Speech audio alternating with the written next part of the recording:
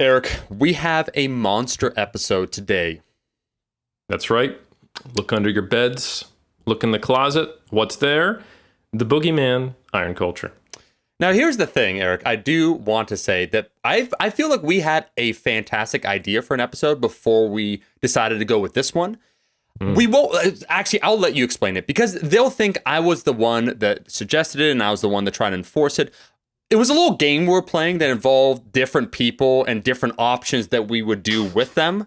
And we really enjoy it. And can I just say, what I love about you, Eric, several things. But you take your role playing seriously, where you're considerate with the choices. I don't know how much you want to say. We're certainly not going to reveal the people involved. But just give the Iron Culture listeners a neat little snapshot into how we come up with some of the ideas and what ultimately gets left behind. Not because they're not amazing ideas, but because, you know, there's a time and place for everything. I think another way to look at it is we need a loosening up exercise, to get the creative juices flowing. 100%. And let's just say this exercise, you have three options and three people, and you just have to assign each one of those people one of those options. And we went through a few rounds of that just to get the creative juices flowing. Yeah.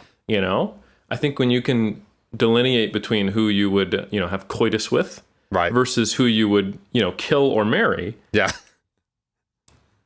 I think it just breaks down some of the societal barriers which really prevent us from becoming our true selves. No, and so I thought it was a brilliant exercise because kind of like Dostoevsky and, Crime and Punishment, where the character of Raskolnikov is trying to ascend beyond normal human morality, kind of like one of the great leaders that he sees, like a Napoleon, a figure that basically, when judged by their peers, are judged on a different scale. We recognize that in certain instances, these choices might need to be made, right? Yeah.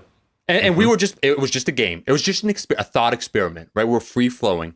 And with that being said, we ended up today on this topic, which once again, people would think, Eric, just by the title, it's like, oh, Omar, he makes YouTube videos. I guarantee he came up with that title. Not so, my friend. It's none other than E. Helms coming up with the title today and the topic that we're going to discuss. Strange but true. Eric, I respect you for a wide variety of different reasons, but one that's emerging for you is your ability to be a chameleon and to understand different forms and just comfortably slide right in there. And so, you have this respectability, right? You're a paragon of the fitness community and you're just trading it for the clicks. And I am here for it because that's what we, at the cult, it's Iron Cult clicks. That's right. Yeah. I used to think that people were born as sociopaths, but I've learned there's a second option, which is become a business partner with Omar. I shouldn't even say business because, as we know, we're losing money on Iron Culture. But while I may be losing money, I'm also losing this annoying thing called a soul. Yeah. What is that? It's ephemeral. It's something that's made a barrier for me in my business success, And now that I've let go of it, thanks to your tutelage, we've got this great episode topic. So I don't see a downside. Eric, let me just say really quickly that I would classify ourselves certainly, not a business, more like a not-for-profit, not because we want to be charitable, but just because that is the literal definition of what we're endeavoring to do on Iron Culture. With that being said, let me throw some respect on our name because I do want to read a review. We get those reviews coming in hot. And the latest review, I just go on, it's podparadise.com where the latest one is. And the person, Birdman, says, spread the word. 5 out of 5 stars. I'm a longtime listener who has always enjoyed your content, but more for the entertainment and education of the Iron game. However, I just finished the most recent episode about when to call it quits, the wisdom about self-efficacy, and looking back at your old self with the fear that your peak has passed spoke to me deeply. Keep up the great work. Come on, Eric. Wow, that's a level of introspection you wouldn't expect from Birdman, Cash Money Millionaires. So shout out. Always good to have support from the music industry. So that's all I gotta say there. Yeah. And right before we get now to the topic du jour, I just want to note, Eric, that his name, it's Birdman 0198. I thought it was 98, and I was gonna say, dude, if you're 23 and you're questioning if you're at your peak is past, no. 0198. So okay, so that just means that he is let's put it this way, still an early adopter. He's not the 199th Birdman. Yeah. So, Yeah.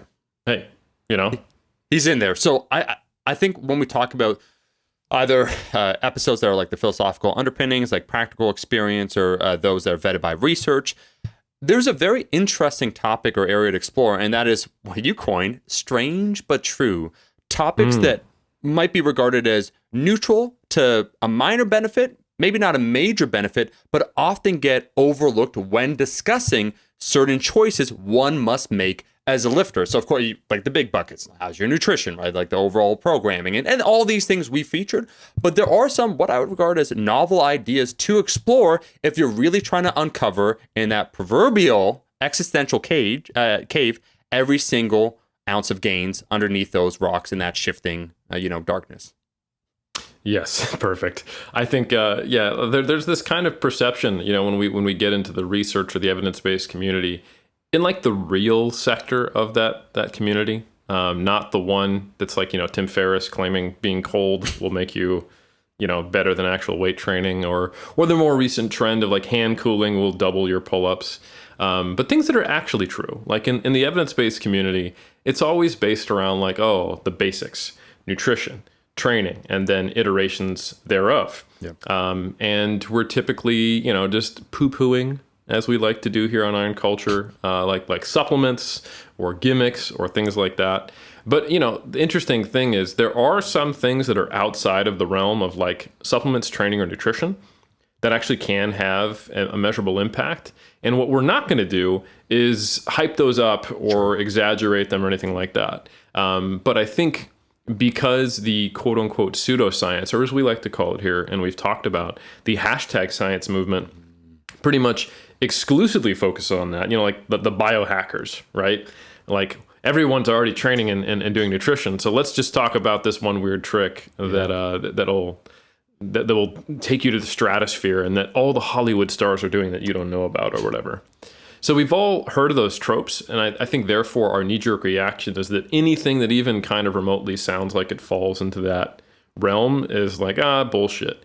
And that's not a bad default position. I'll be straight up. Yeah. Because the one thing that you're going to notice as we talk about some of these strange but true things is that they all have, like you said, a neutral to positive potential impact. So we're talking about either, well, there's no risk. That's the good news, right? Except for the opportunity cost or the time cost of you spending time and effort to do it, which legitimately might be something where you go, nah, I'm good.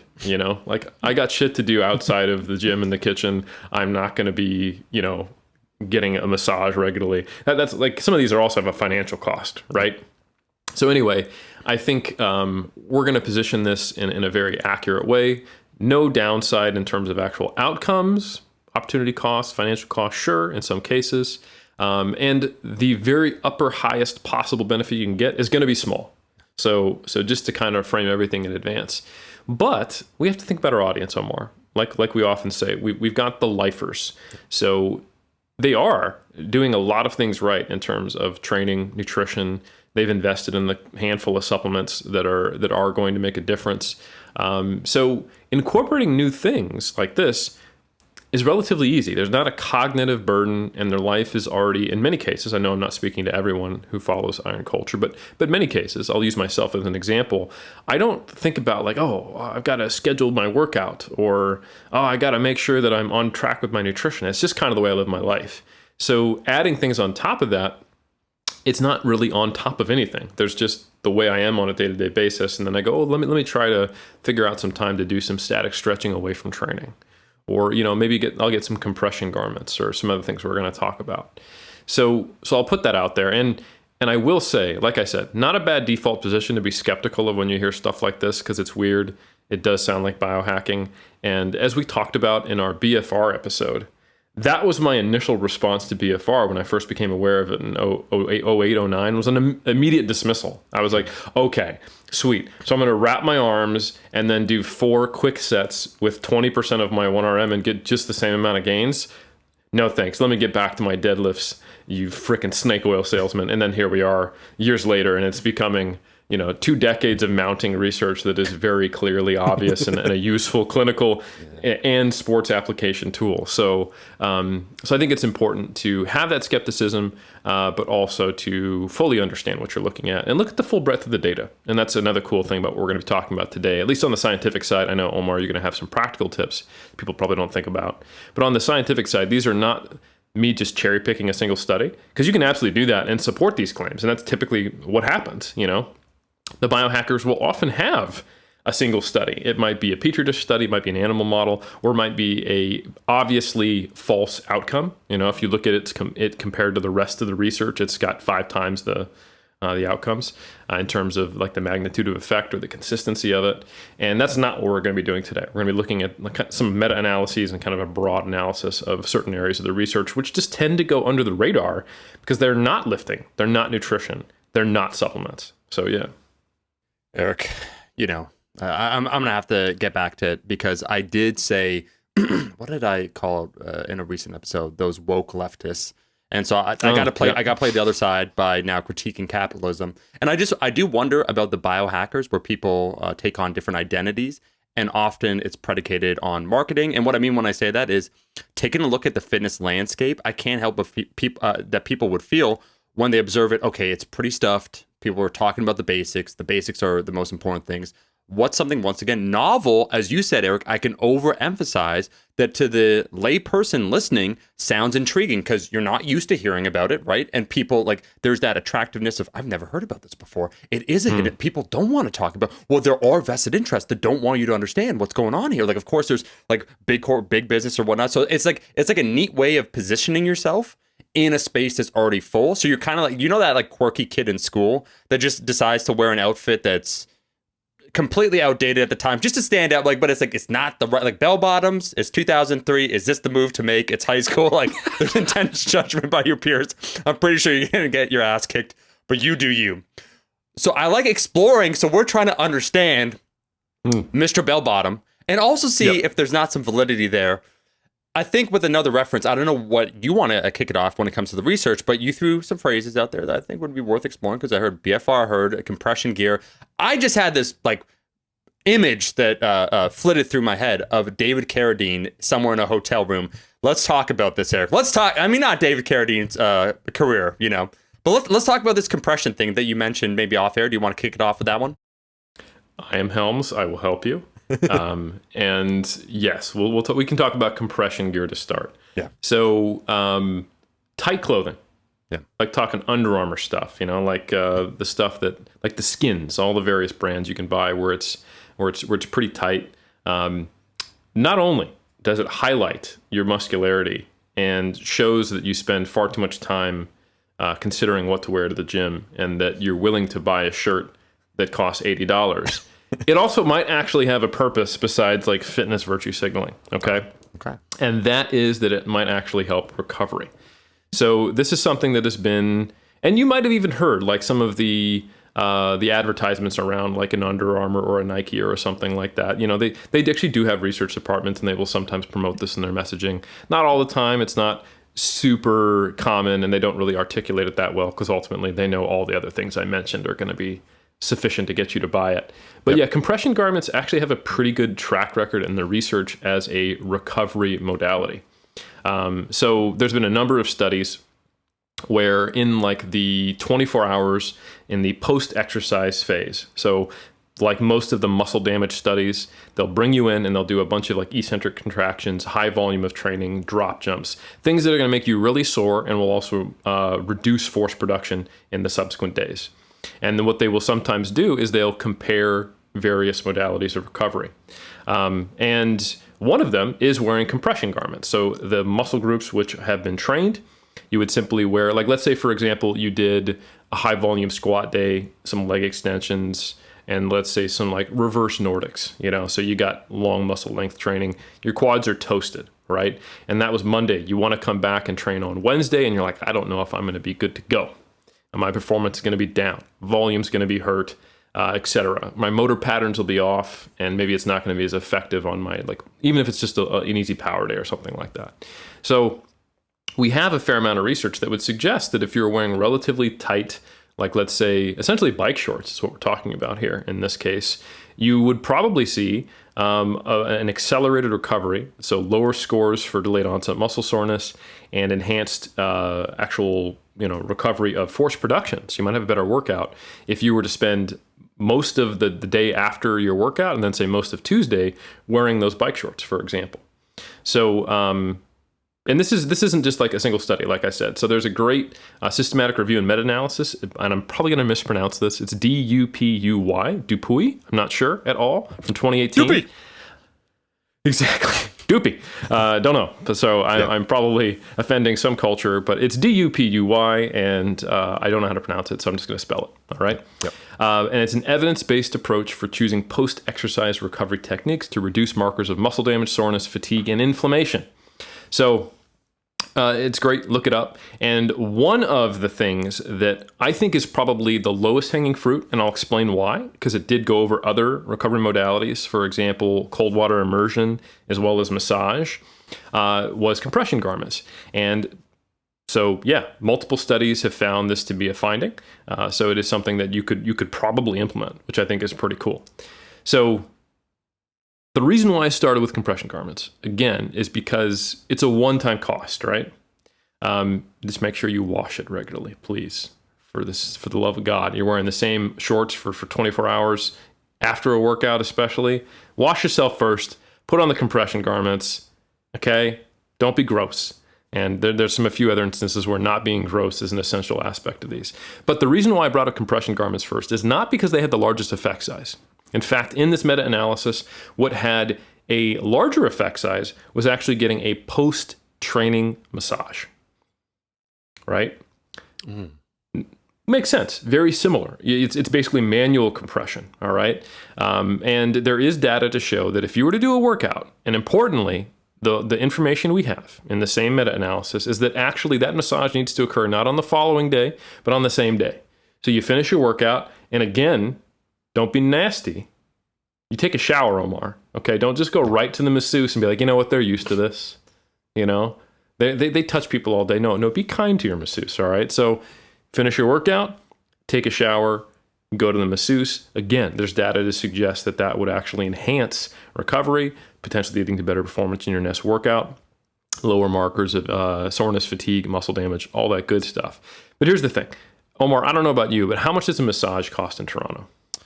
Man, it depends on the surfaces it being rendered during the massage, but I'd say probably $40 to $80, maybe for 30 minutes. That's pretty cheap. Yeah, for 30 minutes. Yeah, sorry. Yeah, how about for an hour? We're talking triple digits almost in all cases, right? Yeah, absolutely. Absolutely, yeah. So this is something, and again, like let's say you have 1 or 2 highly damaging sessions per week.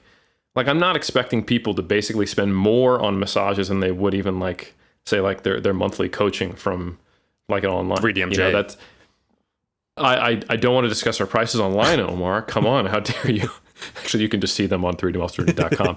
But point being is that's like a significant financial investment, And I think asking someone to buy a $80 long sleeve compression shirt, and I don't know if they're 80, but some of them are pretty expensive. Maybe you can find them cheaper, hopefully. But one that'll like maintain its tautness, you might have to spend a fair amount. But it's like basically the cost of a massage per garment once, versus doing that multiple times per week, maybe once a week, or I don't know. Maybe you do it intelligently and go, you know what? I'll just do my highest volume upper body and lower body workout in the final microcycle of my mesocycle. So it's like the most overreached position I'm in, something like that. I don't know.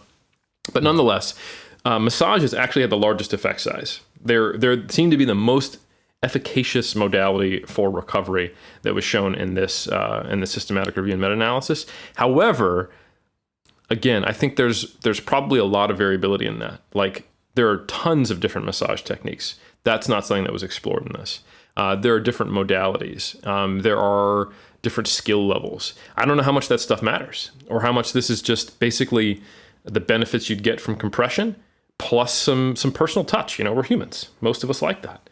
Maybe not Danny Lennon, or at least not touching in the same way. Right. But again, financial cost, probably more variability. So while it is on paper the thing with the greatest efficacy and very similar to compression garments, the data, I would say, suggests that compression garments are still good, and they don't have those potential barriers to entry.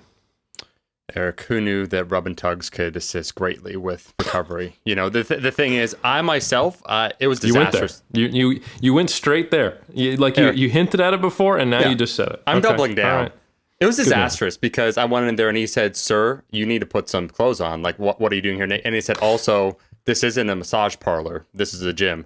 So it was like a whole misunderstanding that anyone could easily have happen to them. A few practical questions though, because this is enticing.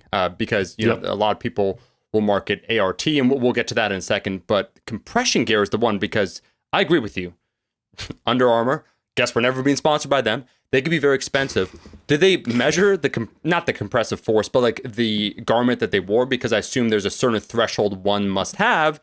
And being someone that used to wear compressive gear for the look, 2009, I'm a little bit of a connoisseur, let's say. So I'm just wondering, there are alternatives, like we're joking about Under Armour. They're not going to sponsor us. So I could just keep saying their name, Under Armour. But there are probably cheap alternatives, to Eric's point, a set you can have. They will stink, though. You do have to wash them after basically every session, out of respect for everyone else. People don't do that when it comes to the knee sleeves. Exact same scenario. Terrible. That is actually, to me, Eric, one of the benefits of wearing either leggings or compressive gear is that it reduces the stink on said knee sleeves. But out of curiosity, first practical question, when it comes to the compressive gear, do they measure it? Like, obviously you have to get size appropriate. And we understand the listeners intuitively when you say compressive gear, Under Armour, that material, kind of how it feels on your body if you've worn it. But I'm just wondering that threshold for people that are listening, if they're looking for maybe a cheaper alternative, and it's not Under Armour, it's Under Guard, the alternative supplier by your local dollar store, Yeah, it's the different spelling, so it's not Under Armour, it's Under Armour. Still working on the legalities of that one. So actually, if you want to know more specifically about compression garments, and again, this is just to point out that we're not just cherry picking studies. There's actually a meta-analysis specifically on compression garments and recovery from exercise. The reason why I didn't start with that one is because it didn't cover the wide breadth, and it's a year earlier, so it's missing some of the other studies. But that's by Brown et al. And that one I'm confident in the pronunciation. Brown. And that's from 2017, and that's titled "Compression Garments and Recovery from Exercise: A Meta-Analysis." And it actually did look at some of those factors. They specifically looked at, I believe they called it garment pressure. And so here's the rough thing though. So they looked at this, but I don't know how you would look at this. Sure. So they actually categorized it as high pressure versus low pressure in terms of like the actual amount of pressure it applied to your body, essentially just the tightness. And if you look at the classifications, it didn't seem to make like a huge difference, although it probably did. So the effect size in favor of compression garments for strength was higher, and it was like a moderate effect size. It was a little less for power, and then somewhere between the two for endurance. And as far as the actual pressure, 8 of the 23 studies were classified as high. And then I think another 8 were low, a few fell in between, and there didn't seem to be any significant difference between the two, but it did approach significance. So it was like a 0.06 for those who are familiar with research.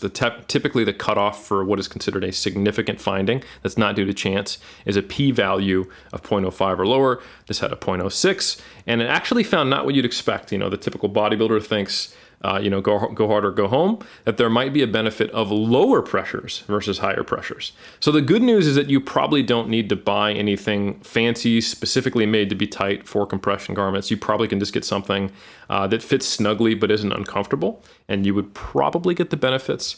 But honestly, it's not like you're going to be able to really measure that in yourself. But I would encourage anyone to check out that Brown meta-analysis if they want further details. And again, this is one of those things. It's probably not going to have a huge effect, but it's probably not going to be harmful. I mean, it's definitely not going to be harmful. It'll be either neutral or positive. So, well, Eric, we know how hardcore lifters can be, where as soon as they hear compressive gear, they're thinking, if you normally, like I wear medium normally or large, what are they going to go for? Extra small? We're going to have a disaster on our hands. So that's very interesting to know that caveat, that actually lower, let's say, a pressure potentially could be maybe more beneficial. So choose sides Well, appropriate. it's this, dude. I fell victim to this as well. When I finally decided, let me check out this BFR thing. I think it was like 2011. I did it for a full year on my arms and legs during my upper body and lower body days. And I basically made it as tight as I possibly could. Right. And I would start to lose feeling in my hands and it'd turn purple and you could see it. And I just did it. And now they're like, yeah, 7 out of 10 pressure is good. Worse than, you shouldn't be getting like neuropathy in your hands. Right. But I did that for a full year because I'm a bodybuilder, despite the fact that I'm also, you'd think, like reasonably well educated. So Eric, that's just endemic within lifting. I remember the first time that someone put knee wraps on me. Of course, it was like, let's say a 9 out of 10 in terms of tightness, because it wasn't all the way there. They said, if you're going for max, we'd make it a 10 out of 10. But the person was quoted I would say infamous powerlifter, that I think everyone should try geared lifting or these things, like basically wrapping your knees that tightly, because everyone should feel the threat of death at least once in their lifting career. And I was like, it's just as I'm getting my knee wrapped up, like he's just having this conversation with me, I was thinking to myself, I don't know if I agree with that. But let me leapfrog just quickly, because you said the effect size was greater when it comes to getting massages. There are a lot, just like we talk about compressive gear. So it's like Under Armour. Wow, we are really not getting sponsored. The more I say it, the more comfortable also I feel. It's actually liberating in a way. But I will say, when it comes to massages, there are those like manual manipulation, right, where they'll have a different phraseology to them. So people will think, oh, this is like more lifting specific. Maybe this is something that would be more appropriate to me. For you, you said when it came to the research that they didn't distinguish between different types. But Eric, if you had to potentially hypothesize between, let's I guess define it as your standard massage by someone like a masseuse at a place that isn't lifting specific versus something that is marketed more to the fitness community, do you think there'd be any tangible, practical difference? Or is one of those things where, once again, to your point, which is what I like, that you mentioned cost being a consideration, standard massage, I'm making this up, it's like $60, manual manipulation therapy, $145, right? For like the same 30 minutes. So what do you think, Eric, when it comes to that factor then for those listening? I think that's a good question. And I think that's the downside of meta-analyses. So I've talked about this before, that a meta-analysis is the equivalent of like a high sample size RCT for our field. And the reason being that, most studies in sports science, we're talking 10, 20 people per group at most, right? Yeah. And that is fundamentally problematic because like I talked about p-values earlier. So null hypothesis testing, you are supposed to have a sufficient sample to be able to actually say, what that 0.06 means is that there's only a 6% chance that these means were different due to chance. So we don't think they're technically significantly different. Oh, there's a 5% chance or less. Okay, we're comfortable saying in this study that was probably due to chance. But that interpretation of that p-value is based on having a sufficient sample, which I will say most sports science studies simply don't. They fall short of that. So what we run into is that our RCTs are almost always underpowered. And that's why I've said specifically, hey, we're not looking at these single studies. We need to look at multiple studies. And a meta-analysis is a quantitative version of that. So we take all the various studies on a topic, we pool all the participants together, and we can say, hey, this is a meta-analysis that included, like 80 studies and, 1,000 plus participants or something like that. And specifically, therefore, we have the statistical power to say with confidence what the probably true effect size is. Now, the difference between an RCT with 1,000 people and a meta-analysis with 1,000 people is that you're drawing a line in the sand somewhere in that meta-analysis as to what is the inclusion criteria. In this case, what consists of a quote-unquote massage study? Who are the participants? When did they have to do it? And you have to decide, like, what level of heterogeneity or differences between these studies will you accept? And that is different from the RCT because the RCT has a specific protocol. These are the masseuses we're using for this long. This was the style. This is the muscle group massaged. And this is the protocol they did beforehand. But in a study, in a meta-analysis like this, you're looking at differences in different types of exercise. They're looking at recovery from different masseuses, different regions, and different lengths of massage, etc. So it is difficult to say whether or not there is a better massage protocol than any other, unfortunately. So So that's a tough one to say. But the fact that they found an effect overall for massage probably means that if it's within the kind of the quote unquote stock standard massage, whatever the heck that means. Like if you went to like Massage Envy or one of those kind of standard massages, like if you got, if you didn't specify like hot stones or anything, like any kind of thing that's a little outside of the mainstream, it would probably fall within that inclusion criteria, which they did find an effect of. So it's tough to say. It probably doesn't make a huge difference based on the fact there was an effect, but I can't say confidently that the massage you're getting might be worse or better than the average effect from what's in the what was found. So, yeah. And I guess another way to think of it is that, okay, so what's the mechanism here? Why would we think a massage is actually, helping here? And some of it might be, facilitating waste clearance. Not saying, hey, there's toxins in your muscles. Like, don't actually listen to the things that most massage therapists say. But the normal process of actually recovering might be accelerated because there is some manual compression that's on and off, maybe facilitating blood flow. It might limit edema, that type of thing. So I think that's probably what's going on. So if you're hastening like local metabolite clearance, maybe you're just accelerating what would normally be going on. So I think if the massage itself here's another thing. So we talked about wearing BFR so tight I can't feel my arms, or getting compression gear that basically chokes off blood flow to your head. You don't want to be getting the massages that I think we all thought were good like 15 years ago, the ones that like hurt. Like if it's not hurting, it's not doing anything. And so if you're coming away from a massage with bruises, no, like that you're adding muscle damage, you're lengthening recovery. It doesn't need to be completely soft and just based on relaxation. Well, that probably would be fine. But it should be something that is not exacerbating your recovery at all, if that makes sense. Because I think, massage can probably do more harm than good if you're actually getting pushed so hard that you come out of it uncomfortable. So, yeah, that's probably the only thing I would say. What's too far and what's too little? Difficult to say, but subjectively, it shouldn't be painful while you're getting it for 90% of the massage. To quote Sly and the Family Stone, how much is too much? How high is too high? Let me tell you, Eric, 7 years ago, a real quick little anecdote. Speaking of that, going too far, lifters just love this because, once again, anything that could be turned up should be turned up to the volume 11, of course. And there were some of those treating powerlifters, and so he was using, I'll just describe this implement as a scraper. There's a much fancier name for it. But Eric, I shit Cupping, you. Scrapers, all that stuff, man. Bro, I shit you not. Well, that's what I was thinking to myself. I said, okay, like, are you exercising a demon from my body? Like, what's going on here?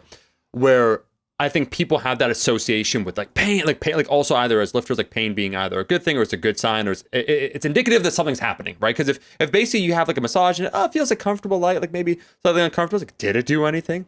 This is a true story. I still have marks on my right underneath my right shoulder, so like kind of the scapula area, because I was scraped so hard that I was bleeding. And of course, this was what, Eric, to your point, it was done right after a training session. So I'm sweaty, there's germs. And so I'm openly, I'm unaware because I got scraped up, right? And I'm told like, oh, this is normal. Like you said, oh, it's just a little bit of blood. Meanwhile, if I took a photo, it's like, it looks like a fucking tiger just scratched my back.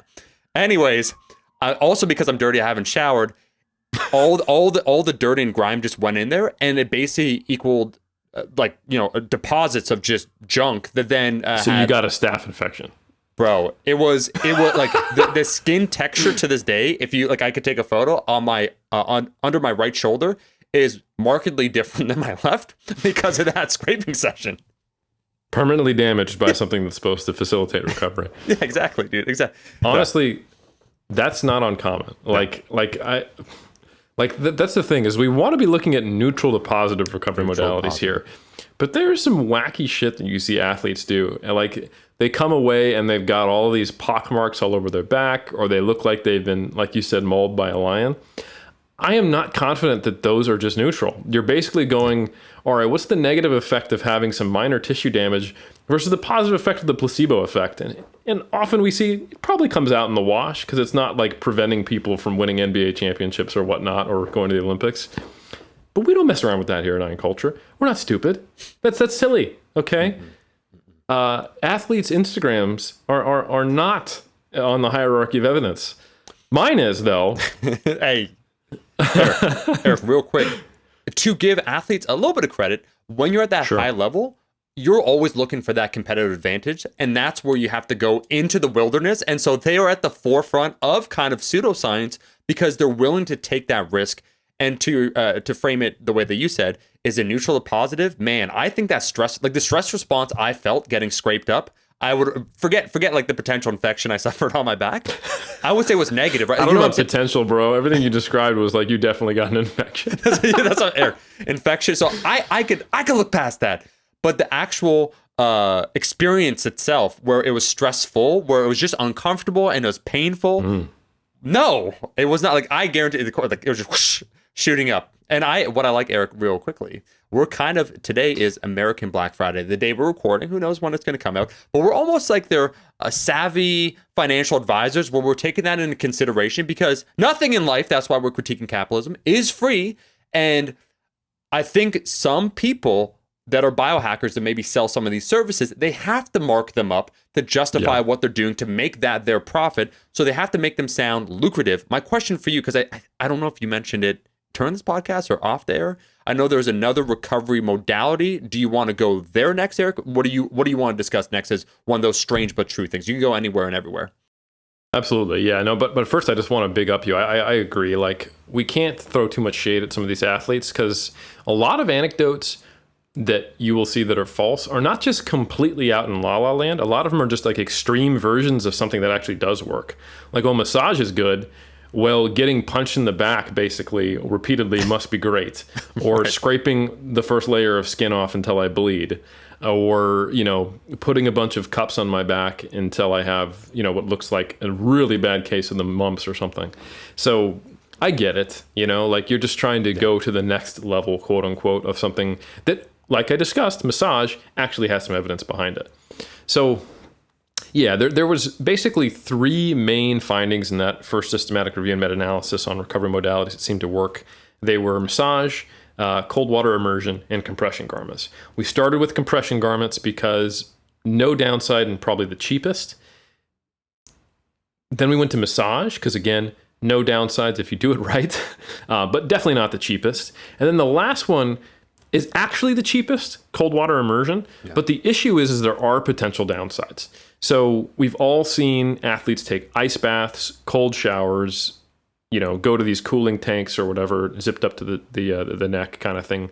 And it's a funny thing. The data is mixed, but there is some data to suggest that they will improve performance in like the short term. Like it'll enhance immediate recovery. And maybe if you're going to do it right before a meet or a competition, that's not a bad way to go, because you're not really trying to stimulate gains at that point. You're trying to express performance. So that's a fair argument. However, specifically for people who are interested in gaining muscle and getting stronger, there is data that's pretty concerning. So for example, the first study I'm aware of that came out on this was in 2015 by Roberts and colleagues, and that is post-exercise cold water immersion attenuates, means decreases, acute anabolic signaling and long-term adaptations in muscle strength training. So it basically tells you right there in the title what is going on. We know the mechanism and what's going on. So some of the anabolic signaling that follows strength training is inhibited, and therefore we see a lessening in actual hypertrophy long-term. So we don't want that. But I think this shouldn't really surprise anyone, because we know what cold water immersion does. It reduces inflammation. I think people are probably aware. I think we maybe even talked about it on mass. I'm not sure that like regular high dose ibuprofen on a day-to-day basis can actually also decrease gains in muscle mass. Interestingly enough, the opposite's been found in older individuals. I think we have talked about this. Yeah. But yeah, there's basically mixed findings. So like regular NSAIDs consumption, non-steroidal anti-inflammatory drugs, in a high dose on a day-to-day basis in young individuals who probably don't have very high levels of baseline inflammation. This has a negative impact because also, of course, the actual recovery process and gaining of muscle includes some of the pathways of inflammation, and that's part of the process of actually creating a stimulus and recovering from it. However, in older individuals, and again, these are all untrained, so some limitations there. They probably have higher levels of baseline inflammation. I don't know if that'd be the same for well-trained and regularly training older individuals. They have far less baseline inflammation, as we talked about in our episode on what to do about plateaus related to aging. But anyway, we know that, okay? We know that NSAIDs can impact inflammation and subsequently in certain environments, if there's not already high levels of inflammation, just basically decrease beneficial inflammation. And this is the same thing. So if you're regularly doing cold water immersion, and remember that studies are always trying to kind of push the envelope on something. So if you do this like, every couple weeks, I do, a cold water bath after training, that really won't matter. In this study by Roberts, they had people for 12 weeks, twice a week doing cold water immersion. So that's a lot of sessions. That's 24 sessions in a 3-month period. This would be something you would regularly commit to. And that did seem to have a negative impact on gains. So yeah, again, if you were to use cold water immersion, cheapest thing, simply getting in a bathtub with cold water and hanging out there for 10 minutes, post exercise, but you probably would only want to do that in a time phase where you're not actually trying to stimulate gains and you just want to see positive performance. So maybe the night before, or let's say after your last workout prior to a competition, not a bad idea. I'm not going to do it because it sucks. Easy. So yeah, no thanks. But and also, to be fair, also I'm not super convinced by the data. The data is a little mixed, but it's there. So it doesn't have the same effect size in this meta-analysis as massage, which seems to be a far more positive effect or consistent effect, I should say. Eric, this is where I have to politely disagree with you because there is an emerging guru. Have you seen this individual, Liver King? Yes or no? Liver King. No, I missed this one, and I'm probably not unhappy about that. Yeah, you're very fortunate that you have managed to, because unfortunately, Eric, speaking about being hyperbolic with some of these claims, forget him because you're just passing down what some other biohacker has espoused. I would say that it's almost become a rite of masculinity because it does apply in particular, I'd say, to males. There was a seminar at a particular local Toronto gym where individuals were doing cold water immersion, so being in an ice bath with the homies. And what do you do after the ice bath? You hug your friend because you survived together. And the thing is, in society today, modern society, modernity, we have grown accustomed to these creature comforts. So we kind of have to perturb the body, the mind more spiritually, Eric. You understand? Spiritually. So sure, numbers, do they exist in nature? Questionable, right? These stats, what does that even mean? Diving into a bath and finding out who you are? Well, you can't even quantify that, my friend. I mean, you can, and it seems to negatively impact gains. I'll just put that out there. But agree to disagree on that one, Omar. Now, Eric, there is a big one, but I'm going to do this to us because I'm going to save it these strange but true because we're, approaching that hour mark. Do you want to dive into maybe a few practical ones, and we could tease the call to talk about a much larger topic, and that is stretching that gets often misconstrued all over the fitness space. Do you want to go into a few practical ones to cap it off? What do you want, Eric? Yeah, there's actually, I wanted to save these last two for last because they're pretty dope. Go. So first, let's start with stretching because I think we can actually get through that relatively quickly. And this is one that it's been something I've been interested in recently because shout out to my recently submitted future PhD graduate, soon to be Dr. Alyssa Joy Spence. She's a competitive powerlifter, coach with TSA, and like I said, just submitted her PhD here at Auckland University of Technology in strength and conditioning, looking at the effects of stretching in powerlifters. So she surveyed powerlifters, she did some interventions with them. Unfortunately, some of those interventions became case series instead of controlled trials due to COVID. But there's actually a fair amount of research, not only that she did, but prior to that, looking at the effects of stretching on performance. Now, the first knee-jerk reaction we get in the evidence-based community when I say the effect of stretching on performance, they think of acutely stretching prior to training and having a negative impact on power production and force production. And that is true. That hasn't changed. You probably don't want to do long static stretching immediately prior to training. If you're holding it for longer than 30 or 60 seconds, and then you train that muscle group, you probably will have acutely depressed power or strength. We've seen that in sprinters. We've seen that in lifting. Definitely an accurate thing.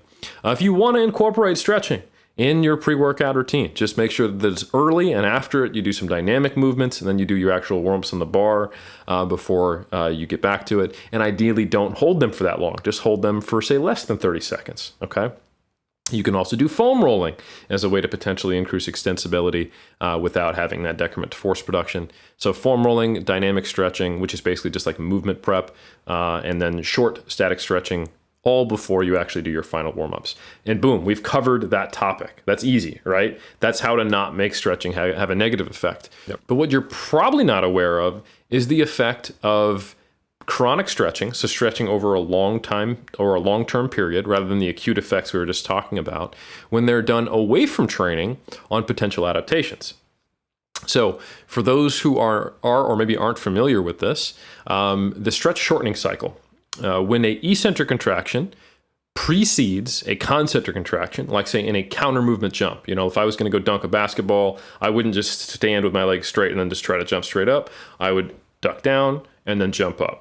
And we see that counter movement jumps typically have a higher jump height than squat jumps, where you squat down, pause, wait for that stretch shortening cycle to quote unquote dissipate, and then jump. They don't jump as high. Likewise, if you were to think about lifting movements where you have to start from a dead stop with the concentric, it's harder, right? So think about it this way. The second rep on a deadlift is typically a little easier than the first one, where you have to get it going from that first dead stop. And that's not even with bouncing, but just kind of going like repetitively. Here's another one people are probably familiar with. If you have a partner help you get up to start from the top in a dumbbell shoulder press or dumbbell incline press or any dumbbell press, it's far easier to come down than go back up than it is to just start from that dead stop position. And that's because there's an eccentric or a lowering phase preceding the concentric phase, which seems to enhance performance for a various number of mechanisms. Some of that may be due to your capability to transfer force from the eccentric to the concentric, and making your muscle tendon unit more quote unquote compliant is one way to enhance that. Okay, it being able to transition between shortened and elongated states more efficiently. And it seems that stretching can have a positive impact on that. The exact mechanisms are not super clear. That's why I was intentionally vague on that. But you can find debate today on the stretch shortening cycle, just to put that out there. But nonetheless, when you look at just the applied studies, there are a number of studies that have looked at jumping performance as well as bench press performance. And they have found that doing some stretching longitudinally, so over like multiple weeks, that when you have groups that are either stretching compared to nothing, or combined stretching and lifting compared to just lifting alone, they do actually seem to enhance jump performance or bench press performance. I don't think this would necessarily translate to something like a deadlift where you start with the concentric, but I do think you have a decent shot at, say, the studies on jumping performance going into squat performance, right? Which is very similar. Squatting normally has a pretty strong effect on jumping performance. Like if you were to measure someone's vertical after doing a squat program, it seems to enhance it. And if you look at what seems to correlate the most with things like snatch, clean and jerk, and squat performance of weightlifters, we have a number of studies that show jump height is a great metric if you just want to kind of gauge without having to do a 1RM test whether or not you're improving. They typically have a shared variance, like a correlation of 0.6 to 0.8 somewhere in there, which is pretty good, right? So there's a good chance if you are, a power lifter or a weightlifter, and if your counter movement jump is going up, your squat, your snatch, and or clean and jerk are probably going up as well. So stretching is something that has gotten a really bad rap generally in the lifting community because of those acute effects, but it's not a bad idea to be doing outside of your training. There is also some data. So there has been a few studies where they've looked at like interset stretching. So doing light stretching between sets or taking untrained individuals and having to do a pretty aggressive stretching protocol. And the effects are mixed, but it might actually enhance hypertrophy in some cases as well, because it's basically a tension stimulus, right? So there's a pretty good review, I believe, that was done by Nunez and colleagues, and actually Dr. Schoenfeld is part of this. It came out in 2020, and the title is "Does Stretch Training Induce Muscle Hypertrophy in Humans?" A review of the literature. And overall, they didn't find a whole lot of studies on this topic. There were 10 studies, and of them, 3 observed some positive effects of stretch training on hypertrophy. But for the most part, they were done with external overload. So like enhanced stretching. So either partner stretching or with an apparatus or loaded stretching. And many of them were included as part of a resistance training program. And so it generally indicates like, yes, you might be able to just stretch your way to gains if you're untrained, and comparing it to nothing, like it's probably better than control. But for trained lifters, your best bet might enhance counter movement performance or stretch shortening cycle performance, may have a very small effect on hypertrophy, although the data is mixed. But again, if you're not doing immediately before training, what's the downside, right? So this is the type of thing where once you're settling down for the evening and you want to say, you're watching Netflix or you're just hanging out or any free time, or even after your training, if you kind of want to chunk all of your exercise together, you can just go through a protocol of doing, 1 to 2 rounds of stretching each muscle group, to the point of discomfort, but not pain, just in a static stretching fashion. Doesn't have to get fancy or complicated for, say, 30 to 60 seconds. Hold it, and that's it. And do that, say, twice a week, or just after every workout. You can just stretch the same muscle groups you trained, and you will probably have a neutral to positive effect. At the very least, we can say it'll probably increase your range of motion a little bit, which doesn't really matter unless you have actual issues with range of motion, but it won't have a negative effect and may be positive. Eric, this is where powerlifters jump in and scream, I basically don't need any ROM for the sport that I'm doing. Like low bar, what is that? Like I'm basically going to parallel. Let me ask you this. Weightlifters, I've observed, I actually train now part of the time at a fantastic weightlifting gym in Toronto, 646 weightlifting, shout out. But a lot of lifters, they'll do, of course, some maybe steady state cardio, some in the warm up, then they'll do dynamic movements, they'll do their weightlifting session. But the amount of individuals that do weightlifting, either for perhaps mobility reasons or otherwise, that do some sort of stretching is significantly higher than any powerlifters that I've observed, which seems to go part and parcel with the sport itself. I'm wondering for you, because I know, one, you do weightlifting, you've been coached by a weightlifter, you've competed, you've interacted with a bunch.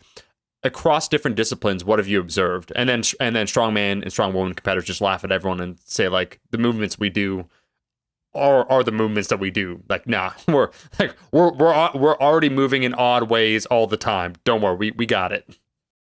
Yeah, no, I think it's very understandable, and we've talked about this before on Iron Culture, to where if you are involved in a sport or lifting discipline which doesn't require high force production at extreme end ranges of motion, the kind of trope of you don't need to stretch, just do the movements they are stretching.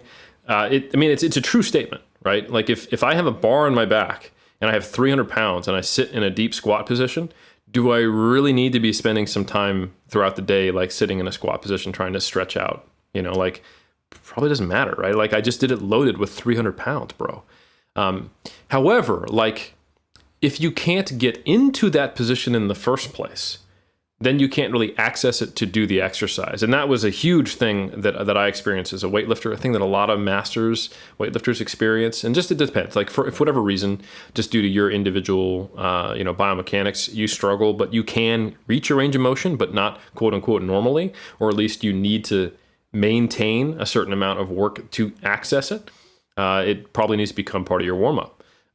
So some people, they just don't quite have like the resting ankle dorsiflexion to have a nice squat pattern, and they have to do some they don't necessarily have to stretch. Like what I do is I just kind of bounce in the bottom of a body weight squat until I notice that I keep my heels down in the same position, and then I go to the barbell, because I don't really want to warm up on the barbell while my motor pattern isn't correct yet, if my heels are still slightly off the ground, or if I have to tip forward, or if it's a little more hip dominant than it would otherwise be.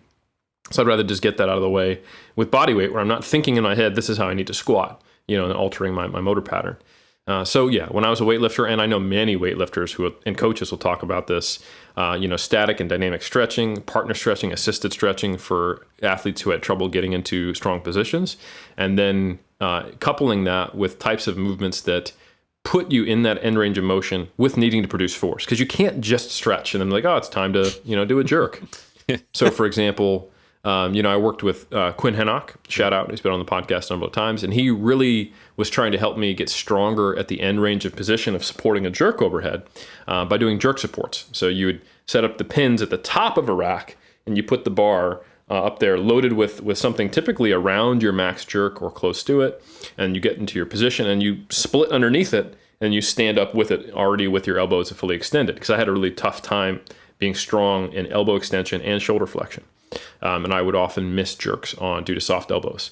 So that's an example of not only was I doing shoulder flexion stretching, but I was also doing jerk supports. So I think it is something to consider. And that's completely separate from the research we're talking about.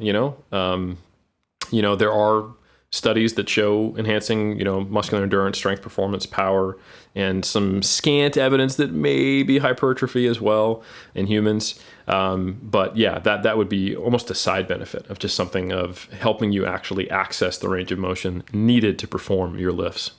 Yeah, because Eric, I think you outlined the research very well there. I still think there is that stigma against stretching, and I do see the utility in a variety of different strength sports that might exist outside of the periphery of the average lifter, where I do tend to notice that, like the people. Also, here's what I've seen, because I would classify myself as someone who is not naturally doesn't have a high amount of mobility, and I'm not. That's why when you said about yourself, Eric, like, oh, like when you get a master's, I'm like, no, bro. Like I was doing hop keto when I was 7 or 8 years old, and you do your stretching, and I was the worst, like probably like the bottom 10% in class in terms of my overall flexibility. But a lot of the people that will scoff at either doing mobility, so doing some stretching, doing a more dynamic movements to warm up, that with movements that have a higher mobility demand, it's like, what, you can't just get into position? It's like, what's easy for you to do might be actually something difficult or not innately there for someone else. Where I've seen that before, like kind of that argument where someone's like, get in a deep squat, like you just get in a deep squat and you practice the movement over time, and like the snatch over the head, and you just hold the barbell. Where you said like that's what rung true for me, where it came to elbow extension for my right arm in particular. When I started weightlifting, no matter how many like snatch balances, like heavy loads or any of those things, like just practicing the movements or the derivatives of the movement, that actual locking out mechanism wasn't getting better until I addressed certain things with my elbow, with my shoulder, working on it independently, and then integrating it collectively into the movements. I find it interesting where you could be so siloed into one particular space that you think you have all the answers and it applies across all worlds. And that might not necessarily be the case. And us being Iron Cult enthusiasts across a wide variety of disciplines, you kind of quickly see how false some of it rings true. So yeah, to your point, like you covered the research for the person average individual. It's like, I know some of the people might be, thinking about dancing, Eric, dancing outside of maybe just the big three at one point in their life, or maybe even bodybuilding. Where, Eric, let's talk about this. This is a final little caveat for stretching. But you know what I was surprised at? So we talked about weightlifting. Let's talk about the sport of bodybuilding. I'm being serious here. Posing is a skill. It is an art form in and of itself. And getting into some of those positions that you taught me, wink, wink, they were difficult. Like the side tricep again, on the right side with that elbow, I thought like you pop block that shit. And I thought, okay, like that's what you do. And then I tried it in the torso rotation, the pec, like there's a lot going on there. And that's not just stretching, but that in and of itself is an art form. Let me just say a quick aside. I don't know if I've ever said that on Iron Culture. No, I absolutely. Like you'll see a lot of IFBB pros who are like getting older, and I'm not saying like really old, but just by the time you get your pro card, you're typically in your 30s, and then you compete as you get into your late 30s, and also you're much bigger than someone would naturally be. Like, obviously lifting doesn't make you muscle bound, but perhaps taking a pharmaceutical truckload of drugs to make you 100 pounds more lean body mass than you would otherwise have at your height might get in the way. So like you see that like the Jay Cutler side tricep where the arm is like at a 45-degree angle, it's like all bent. Oh yeah. That's not uncommon. And that is, that's because you're having to get your arm around your body, clasp hands with your other, and be in shoulder extension while rotating. And you're trying to not look narrow because you don't want to just show them your shoulders. You actually have to have some thoracic rotation, and you also have to have some internal and external rotation in your shoulders. And you have to have elbow extension on the arm facing the judges. All the while you're jamming your legs together and kind of just balancing on half of one foot and the whole foot of the other. So it's definitely, it's like, okay, make your base of support smaller, lift up one foot, twist, extend, smile. It's like, and then blow out your air so that you can flex your abs, you know? So side tricep is probably one of the harder poses in terms of mobility, balance, and like looking professional in it without looking like you're like gonna poop yourself. So yeah, it's a tough one. Eric, I have still not perfected the basic art form in posing of not looking like you're shitting yourself, which I think is one of the highest skills of posing. Now I realize why they have that. I thought, I'm like, man, these individuals just pasting on that goofy grin on their face, but to make it look effortless because you're also conveying like there's a power and poise to what you're doing. As if like when Eric, when I'm flexing, it's like holding it in because like that's how I feel. Like my face is how I feel when I pose, right? There's a lot to learn, yeah. And some other things you can find is like when you're trying to flex at say 90%, the muscle quality doesn't change versus going 100%. You just shake and feel worse and tire out earlier. So, you know, like, I mean, like if you just go right now and stop this podcast, go to the mirror, flex your bicep as hard as you possibly can, and then just let off the gas like 10%. It doesn't look any different, you know? Right. So, but it does feel harder because it's actually taking 10% more effort. So there's a lot of little tricks to the trade. Yeah. Anywho, the final one, and I think this is for the diehards who stayed with us over an hour into this podcast, and I think it's the most interesting, and it is definitely the lowest cost, and I would say like there's no potential downside. I don't need to talk too much about the caveats, which might mean it's not as effective as the research might make it sound, and that is motor imagery. I know what you're thinking of, Omar. I love to think about V8s and sexy muscle cars and the hunks who drive them. No. I mean visualization when I say motor imagery. Oh, I think about you lifting all the time. Yeah. This is what we're talking about. Appreciate it. Yeah. You think of me as a motor. I love it. So yeah, motor imagery is just the research term for visualizing doing something. Okay. So there was a systematic review and meta-analysis by Paravlik. I'm probably pronouncing that right. Paravlic, back in 2018. Titled The Effects and Dose Response Relationships of Motor Imagery Practice on Strength Development in Healthy Adult Populations, a systematic review and meta-analysis. And no shit, just like you would see in like meta-analyses on frequency, intensity, and volume, they found dose response of the frequency, the imagined load, and the imagined volume that someone would do of practicing lifting on actual strength outcomes, which I think is just wild, you know? So it's pretty cool. Now, basically, the findings are, and it's been repeated multiple times, that's why there was a meta-analysis that came out on this, and some studies have come out since, is that you can visualize and imagine lifting weights, and that will make you stronger. That's the simple findings. The more complex findings are that it seems to have a positive impact on isometric strength, more than it does on dynamic strength. Not a huge effect, but it is a slight difference, which just means like it's probably easier to contract without moving, or imagine contracting without moving than actually moving itself. A lot of the research is on untrained individuals, which is, I think, something to point out as well. And a lot of the research shows it is better than nothing by far, but there's not as much research comparing it to actual lifting. The research that is out there shows that there's a graded response. Like doing nothing obviously is worse than both, but doing imagery is better than nothing, but not quite as good as actual lifting. And it's probably not going to, not even probably, it's not going to enhance hypertrophy. This is something for performance and strength, which has a very strong, motor component, quote unquote, neuromuscular strength, if you will. So, but it follows the basic tenets of specificity. If you imagine yourself lifting heavier loads, you get better at that. If you do a lot more of it, you get better at it. It's kind of like practicing the movement in your head, which I think is pretty cool.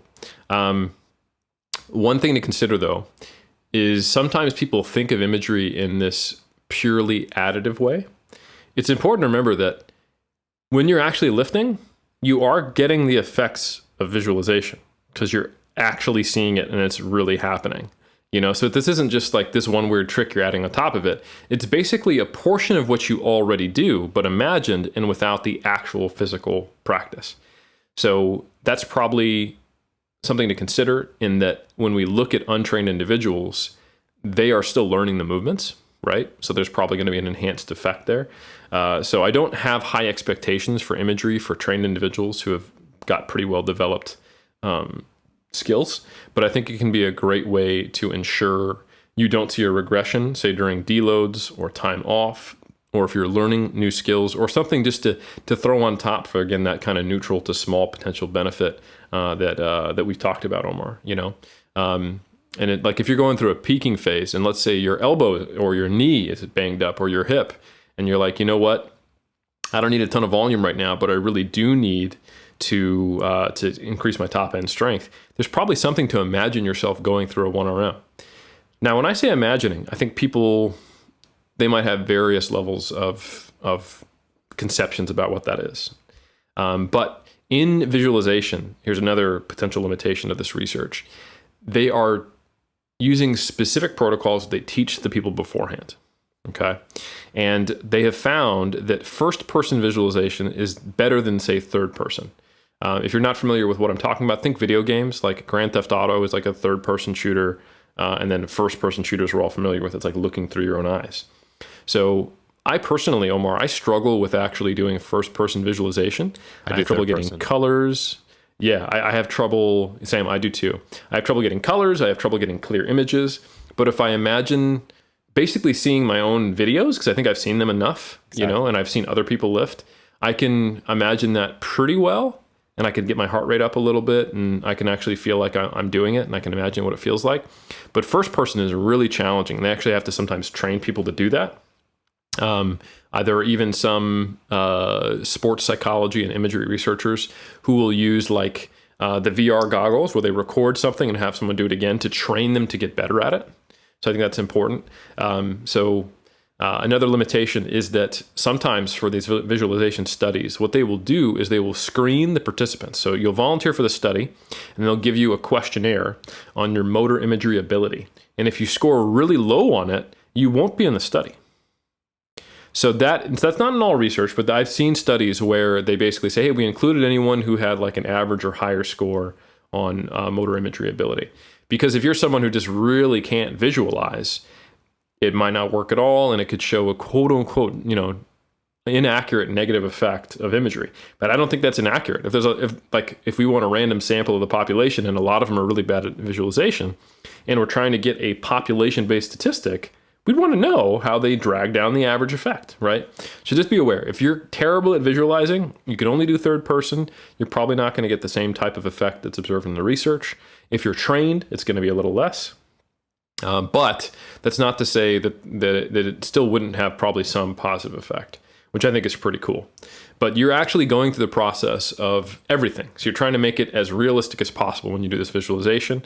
You want to take it, so it takes a similar amount of time. You don't have to rest. That's really the benefit, And you can also do impossible things. Like you can imagine yourself hitting a 1RM, taking a big deep breath, and then hitting a 1RM again.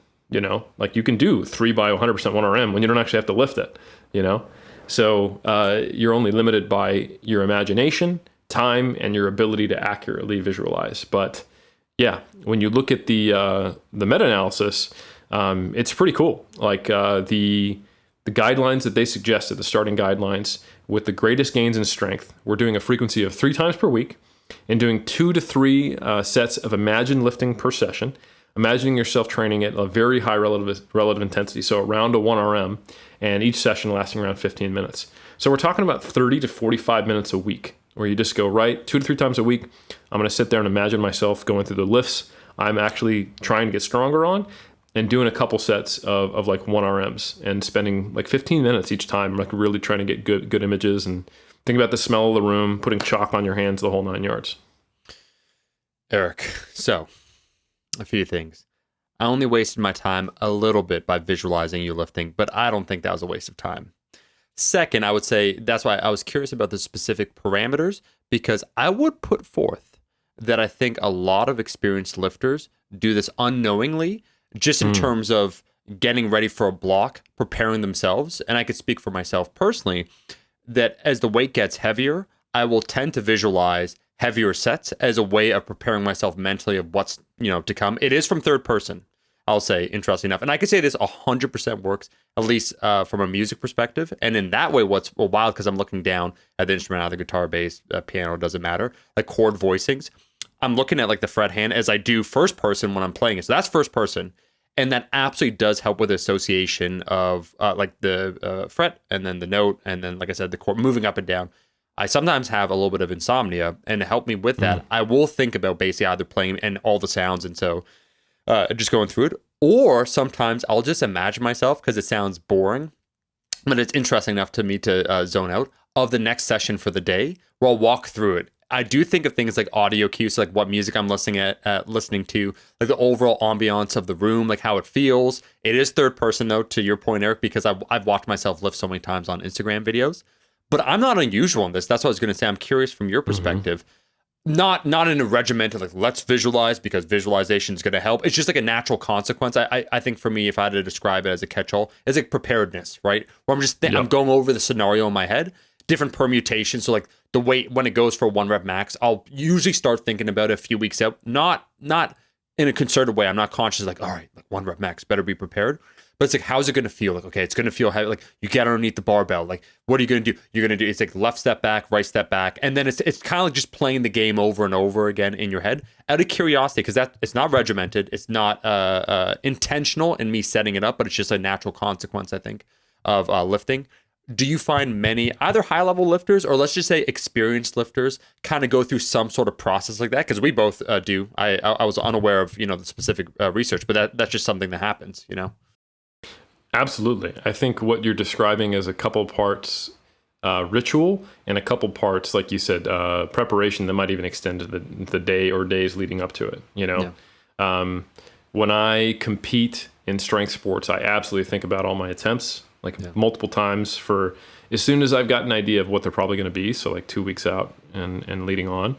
I have trouble sleeping the night prior to comps because I'm thinking about the competition, and I think that's probably like a mix of positive and negative, because I go through a bunch of visualization of actually doing it, almost obsessively, but I'm also not sleeping, which is probably less than ideal. But and like, especially like you'll see a lot of lifters, they'll get up to the bar, they'll close their eyes, and they'll do it. Often they're actually doing what would be categorized as some form of mental training, like a positive affirmation that they can do it, visualizing them having already have done it, quelling disbelief. And there's research on positive affirmations, there's research on imagery, there's research on feelings of self-efficacy. All of them are either related or actually increase strength when they're experimentally researched. So I think it's incredibly common. I think it is something that happens naturally, like you were saying.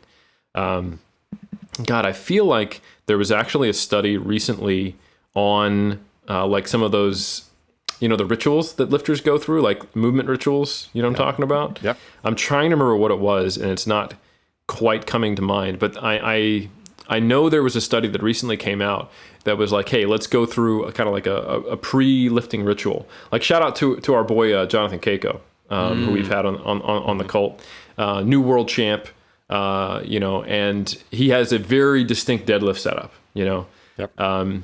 And I don't think it needs to be like, it doesn't need to be that. I think it's just a great example of something that comes to people's minds. Like, oh, there is a process that I go through each time before I lift to get into that same frame of mind where I don't have self-doubt creeping in, and I can just be consistent and I can execute the way I need to. And, whatever was going on 5 minutes earlier, whatever thoughts or fears I was having, is now being focused onto just going through this checklist that makes it more automatic, which I think is a really great tool. And I can't remember the study, but I know there was a study that recently came out that would suggest it actually might enhance performance. I'm just going to keep talking a little bit as I look for that study continually. Yeah. Well, Eric, I feel like it's out there. I'll say quick, man, that as we both admitted, when I lift, because I want to see the weight on the bar, like I picture myself walking up to it. First person would take some adjustment. I have to give a shout out to Lane Norton. I found it, Omar. Okay. Who released, do you remember, Eric? He released the video, first person deadlifting 600 pounds. So we could all then visualize through him. And maybe that's how, because what's funny though? Like, Eric, think about that. If you're first person, I think he was squatting. Or squatting. Pounds. So I stand corrected on that video. It's true that I want, like, just think about that, Eric. You get under the bar, like, you're only going first person. So yeah, you could like see the weight, you look left, look right, get underneath the bar. I feel that would be harder for lifting because I watch the footage back always, and you could see how quick the bar's moving, where it's very subjective when it's first person. Like, you're kind of like, when you're squatting, like, I usually just fixate at a particular point. So I'm just looking at this point as I'm like, moving slightly. It would be a little, I don't know. I think it'd be a little bit more difficult. I think that's why they call it motor imagery too, because visualization, I think it makes you focus too much on the sense of sight. Where motor imagery is thinking about what does it kinesthetically feel like? The bar in your hands, the pressure on your back, the feeling of holding a Valsalva and your air trying to escape, while you're trying to grit through it. The feeling of starting to get stuck in that sticking point and you're starting to lose upper back tightness, and then you push through it and you shift onto your slightly forward, and then you get through it, and then you're back onto your heels and you lock out. The walkout, things like that. So I think that's really important as well. But I agree. I find it nearly impossible to do first-person visualization to what feels like an effective degree, and I don't get the same response in my body. When I do third-person visualization, I can get my heart rate elevated. When I do first-person, I'm just kind of like, why does it look like Stephen King's The Mist? I can't see. This is a lame video game. What's going on? There's no colors. So yeah. But I was going to say, I knew there was a study on kind of the pre-performance rituals, and it is actually a meta-analysis, and it's called The Effectiveness of Pre-Performance Routines in Sports, a meta-analysis by Ruprecht and colleagues. And it just came out, I want to say, this month. I could be wrong. But yeah, it basically found when looking at pre-post studies, and then experimental studies in both low and high pressure situations, that they seem to have a positive impact. So overall, pretty solid. There was 33 studies included, so pretty sizable meta-analysis. 70% of them were on experienced athletes, and they're from 15 different sports. I want to say the important thing is that I don't know if there were any strength athletes in the study. I can't quite remember, but I wouldn't expect it to be completely separate. Oh no, this only works on hitting a baseball or something like that, But anyway, the pre-performance routines in this meta-analysis, they arranged from physical routines, bouncing a basketball 3 times before doing a free throw, or having an elaborate setup, kind of like Jonathan Keiko before he does a deadlift. So it includes a lot of things. It can be very simple. It can just be, I take 3 deep breaths and then I do my lift, so long as it's repeatable and it gets you into that same state of appropriate arousal or relaxation, wherever you need to be on that spectrum to perform well. I think it's totally valid and potentially beneficial. Eric, I want to hear, just as the last point, your lifting rituals, if you have any. I have one in particular that's basically universal. And that is for me that if it's a squat, if it's a deadlift, this will tend to be the case. If it's a bench, it doesn't really matter. But if I'm squatting, so it goes knee sleeves on first. The person I am when I'm at the rack is not the same person when I return. So I go and I chalk up. So I put on the knee sleeves, then I'll always chalk up. Then I'll put on the belt. Even if I'm squatting, I chalk up on everything because it's that journey there where I mentally go to another place. So by the time I arrive back to the rack, I'm in a different state of mind. So it's just that cleansing of whatever I was thinking about coming back. It could be the lamest thing ever. I could be, if, bicep curls, I'm not applying the same effort. It is more strength focused, but it could be think about the squat, a high bar squat. Do you need to chalk up on a high bar squat? No. What's the real benefit going to be? Every single thing. It's like clockwork. The go there, come back, let's go. Yeah, I just have Barb slap me in the face as hard as she possibly can. Right. And then I yell at myself in my head, unless I can get someone else to do it, do you want to die? And then I lift. That works for me. Oh, man. So, yeah. To each their own, right? Well, that's what we said. It's personal ritual. So it's not this universal thing. It's not a one size fits all. We're all unique organisms, and you found what works great for you. Yeah. The serious answer is I actually do have a setup that I do on the big 3 that's always the same. Yeah. I'm just trying to think because I've lifted with you. If there's on sumo deadlift, I think because we haven't done a whole lot of powerlifting together, but on sumo deadlifts, that's probably the funniest one. Is I start to set up with my feet in the conventional position, right, and then I kick them out to the sides, and I've often been told I do a little conventional fake out before I do the sumo, but right, you're faking yourself out. You're like, I'm an 8 out of 10 strength when I do conventional, but I'm unlocking sumo, transformer. It's let's go. In my head, I say the line from Princess Bride. I know something you don't know.